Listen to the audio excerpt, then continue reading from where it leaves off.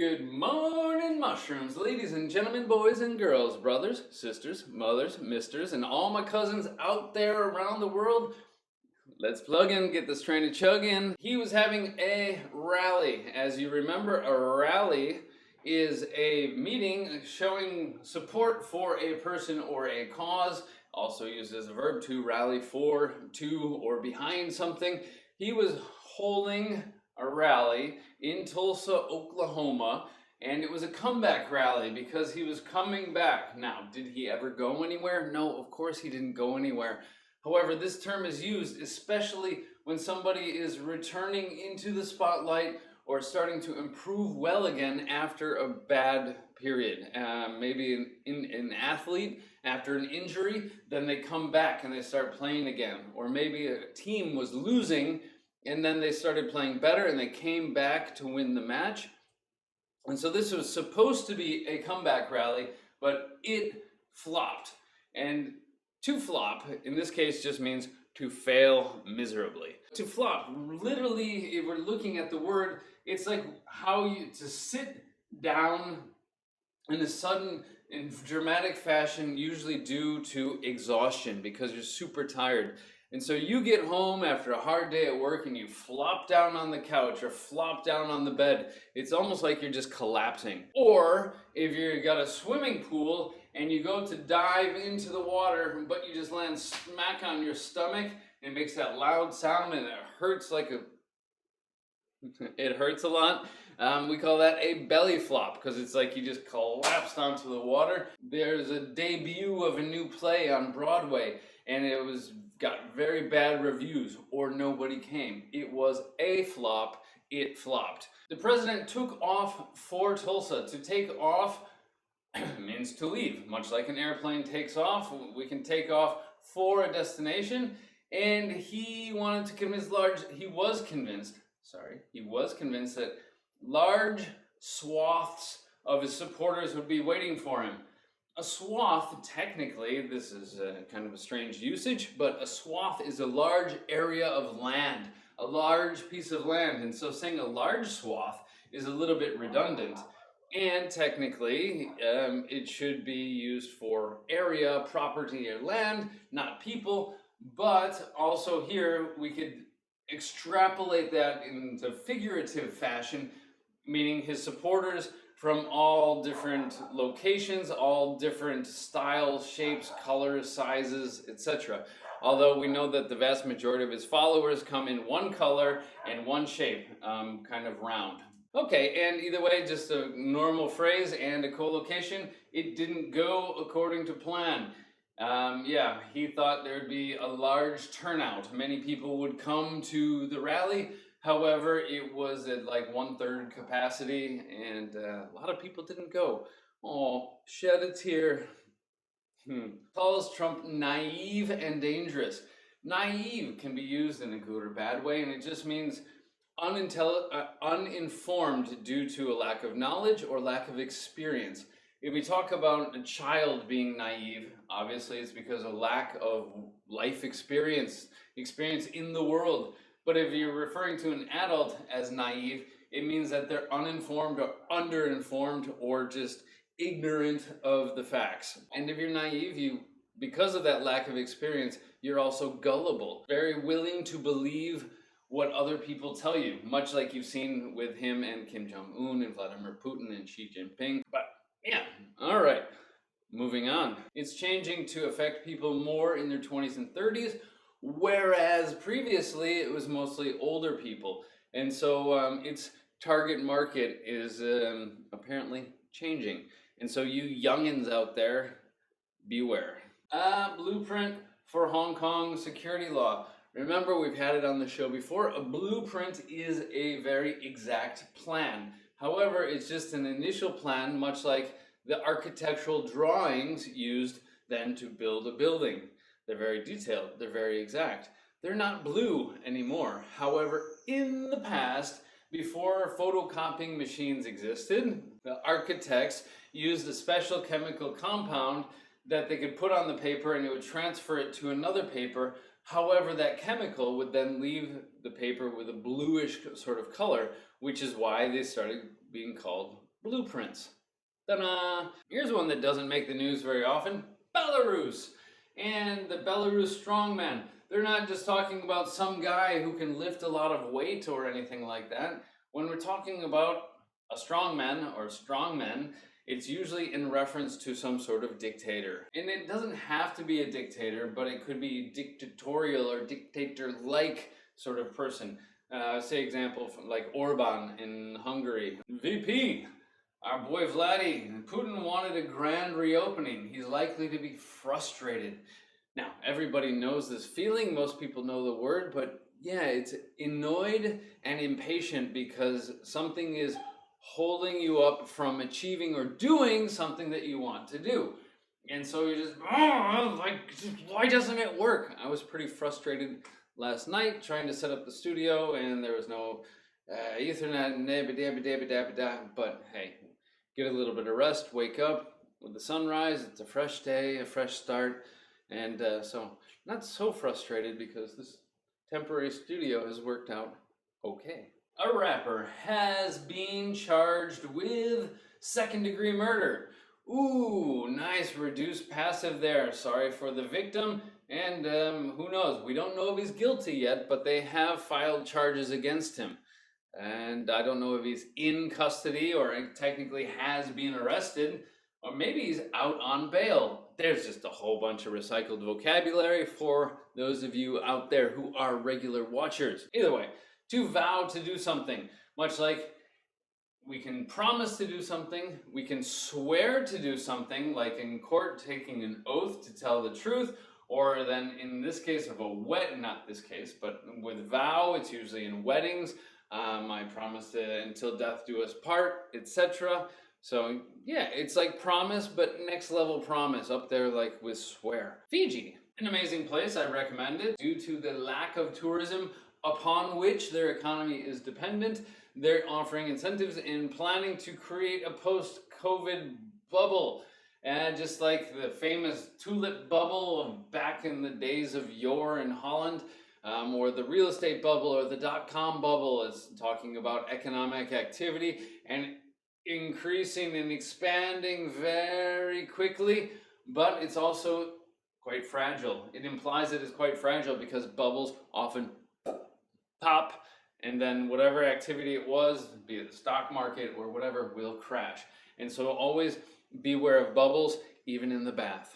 To stoke means actually adding fuel to the fire, like the guy that would shovel coal into the steam locomotive, or adding wood into a fire so that it grows and faster and faster. And so we stoke an argument, stoke a culture war, stoke fears. Typically negative things, because I guess whilst fire is good, it's also dangerous, and it's usually synonymous with anger or tensions. And so yeah, stoking fears, stoking a culture war. He's adding fuel to that fire, trying to cause it to happen. Now, this is one of two headlines. We're going to see it down below, but the fashion industry says it stands against racism. Talking about position and lots of standing on the show, because it's in the headlines a lot, and they always want to know, people want to know, where do you stand on an issue? There's a line here, let's say here between the blue and the white, and this is for, and this side is against, and people want to know which side of the line, where do you stand? What is your position? They want you to take a stand, maybe to stand up to something, to confront it, to challenge it.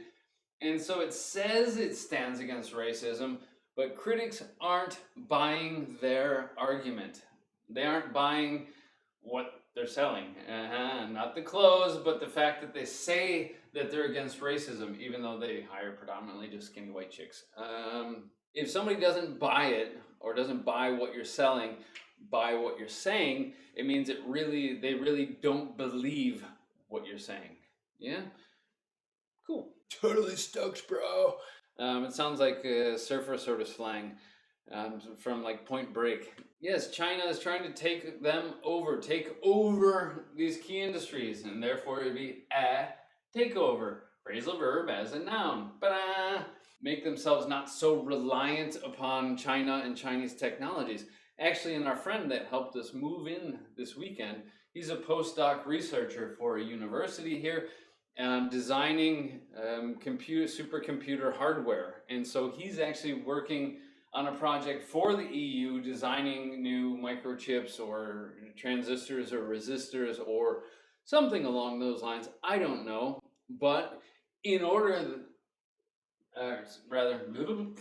so that the EU would not be dependent upon products or things that were designed and manufactured in China. And so, yes, to be more self-reliant or independent of them. Okay, I digress. Moving on. A double-decker seat in airplane travel. I saw the picture that is associated with this. I'm sorry I didn't add it here. My mistake. Do please forgive me. But yeah, it looked disgusting because it's like kind of tiered like that. And so the one person's feet would be like right above your head. That does not sound very appealing to me, especially for a long plane ride. And if that dude takes off his shoes, I'm going to be one unhappy camper. Especially being tall, my head would probably be between the person's feet. No thank you very much. Moving on. Italian village. An Italian village which has been underwater since 1994. I like that. Reduced present perfect relative clause. Which has been, Italian village which has been underwater since 1994 could resurface and it's going to emerge from the water. And it's interesting because it sounds like, if you say emerge or resurface, it sounds like the town is just coming back up out of the water, where in fact, actually the water level is going down. And so yes, it is resurfacing, and this is not incorrect usage. However, to fall apart, it was just left behind. Just like, okay, we're done with you. Don't need you. And they abandoned the airport. It fell into disrepair, and now it's starting to fall apart. Now, we here break down the news, and to break something down requires an object. And there's always a something, yeah, to break down something, to break something down.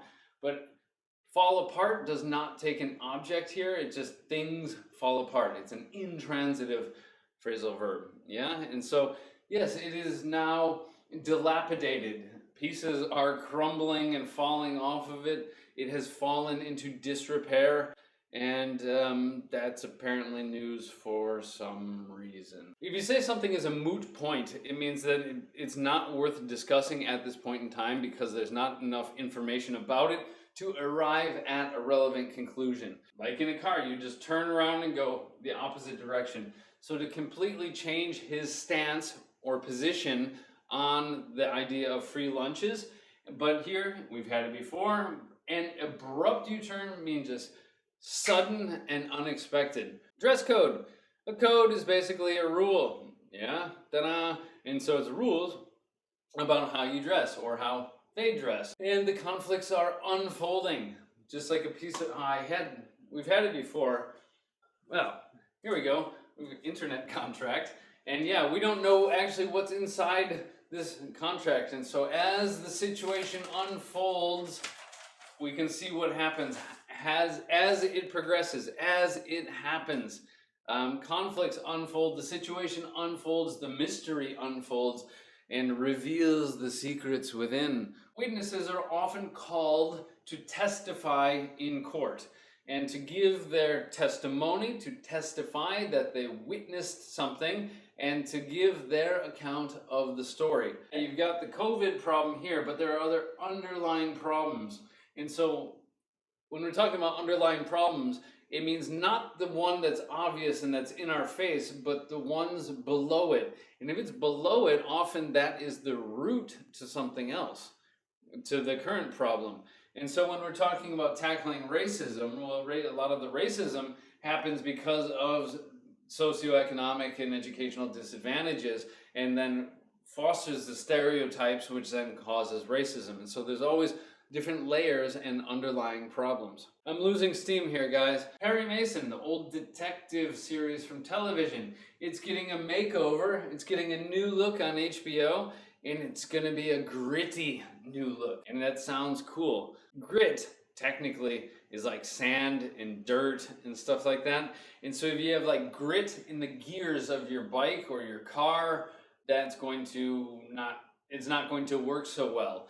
But when we're talking about gritty in this case, it's kind of dark and dirty and so on.